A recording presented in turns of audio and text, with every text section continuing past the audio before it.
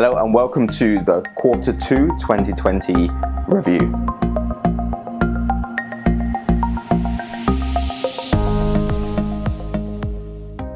So I got your feedback from the last one, and overwhelmingly it seems like it was a little bit too long. So I'll try to keep this one a little bit briefer, maybe for that 5-minute mark. So there's 3 things that I want to look at. First of all, we'll talk about the economy and what's happened, some themes throughout that.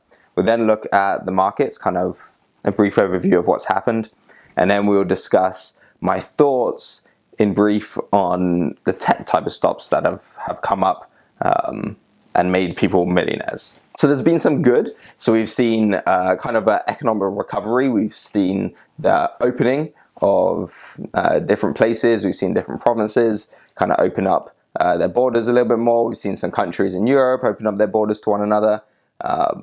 We've seen some progression when it comes to getting the economy back rolling. Another good thing is that the government stimulus seems to have worked to a degree. We haven't seen tons of foreclosures or anything like that, largely to do with the banks letting people postpone payments and things like that. So overall, the effect to us individually has been relatively minor comparing to other major economic events.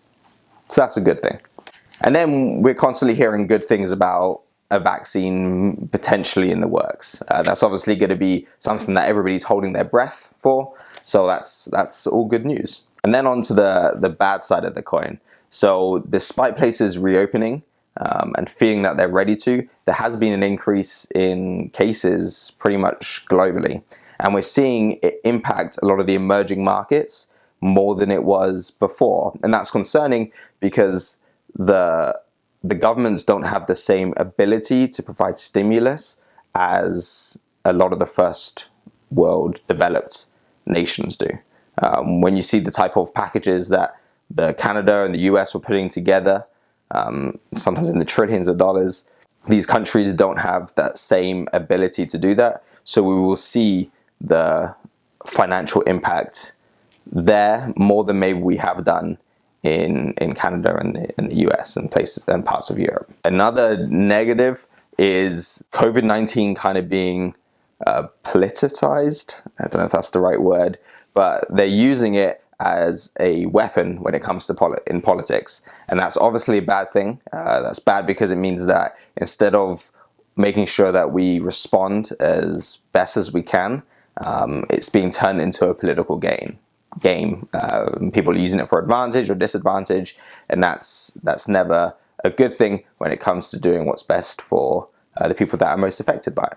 And then a couple of things to come that will cause some type of instability in the future. So we're looking at Brexit. Brexit deadline is fast approaching. We have the US elections.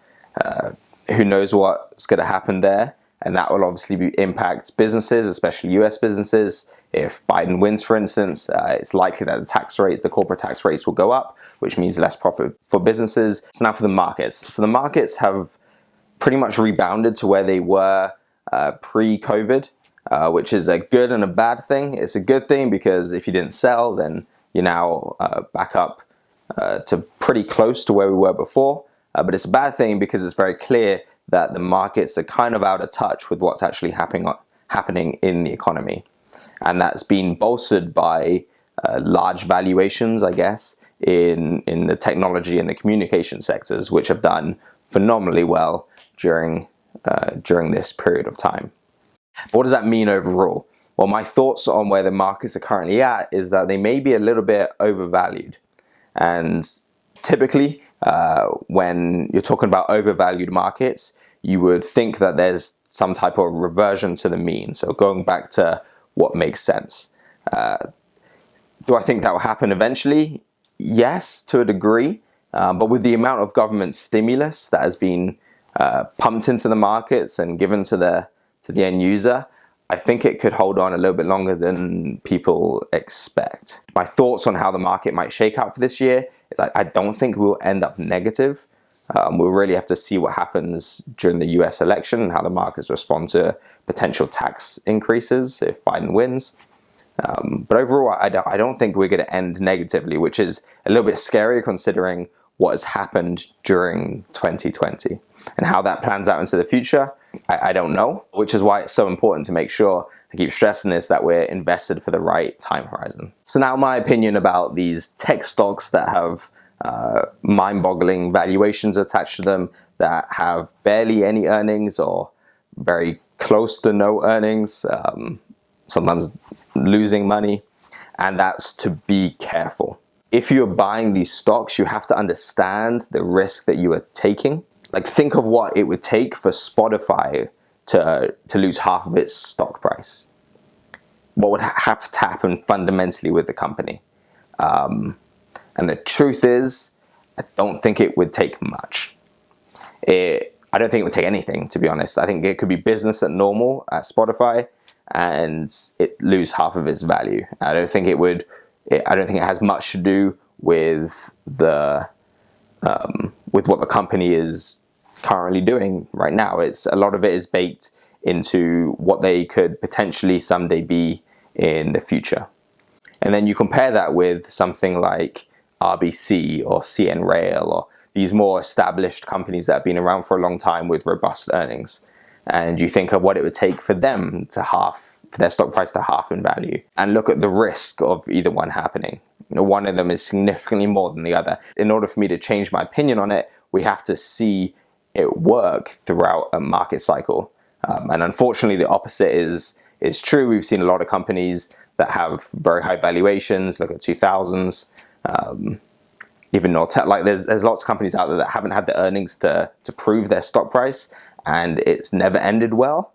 So that's, I guess, a caution to the wise. And that doesn't mean not to hold these type of stocks, but it is a significantly more of a risk. I hold these type of stocks, but I understand the risk that I'm taking.